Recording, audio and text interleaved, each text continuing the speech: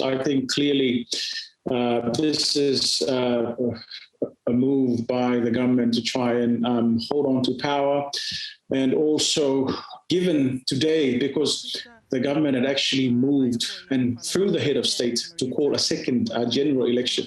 So what happens after today is that because under the constitution, today is the last day that members of parliament should be sworn in.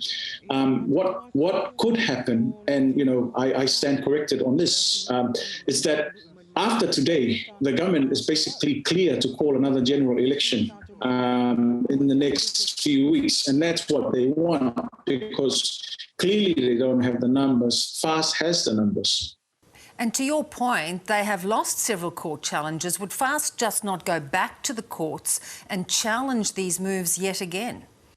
Well, I think everything that the government has thrown too FAST and FAST has taken to court, FAST has come out with the upper hand. And, I think since the election, we've had about 4 different court challenges where FAST has won all 4 challenges. And so, what happened this afternoon is, the FAST party actually did their own swearing-in ceremony outside of the locked Parliament building. And it was quite a scene. It was quite spectacular, and it's quite interesting.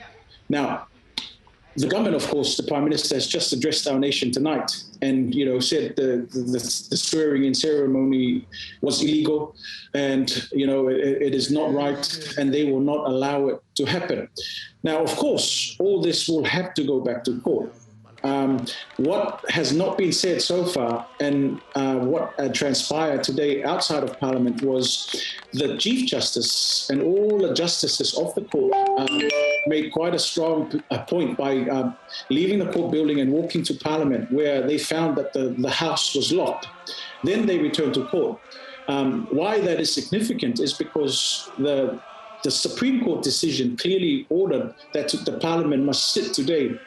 Whether the Supreme Court will take further action in terms of the clerk of the Legislative Assembly and the government in terms of acting on the orders of the court, we don't know. But I think there's a lot of matters to be settled in court in the coming weeks for Samoa. Yes, it almost looks like a sign of support from the court. But what is the public making of all of this, Keni? Well, we've got... depending on which side you support, of course, you've got people who are still, supporting the HRPP, and then you've got a lot of FAST supporters as well. They're both very strong sides. They all have an opinion.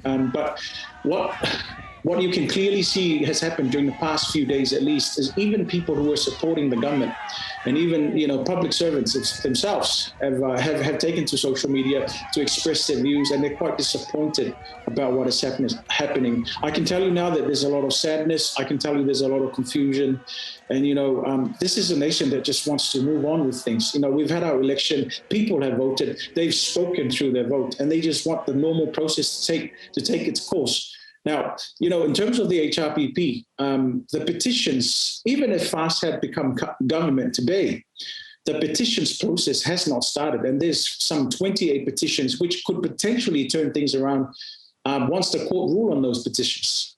Yeah. Might the head of state intervene again?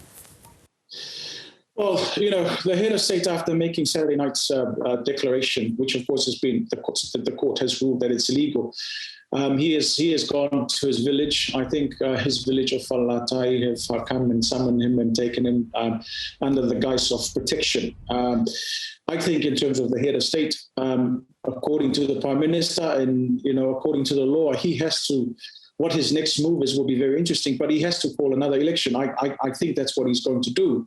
Or alternatively, he has to call when Parliament can be sworn in and when all these people can take their oaths. It's quite unprecedented. It's hard to know really where this is all going to end. And you can understand how people are frustrated and confused at the moment because there's so much going on. But what I can say, and perhaps I can round off with this, is this is far from over. I mean, this election is far from over. Our caretaker Prime Minister is not conceding, and he doesn't look like he's going to go down without the fight. And so I think FAST as well is up for a fight. Yeah, Keni, might the police be called in to enforce the law at any point? what I can tell you, and I thought it was quite significant today, was, there was very heavy police presence. And, the police commissioner accompanying the Chief Justice down when he walked down to Parliament only to find it locked. I thought that was quite significant. And outside of the court today, the police said, look, we are here to do our job. I called the police commissioner. I said, we are apolitical. We are only interested in protecting the people of Samoa. So, that gives you an idea of the feeling out there. And even the police, the police force are prepared for anything. Incredible times. Thanks so much. No worries. Thank you.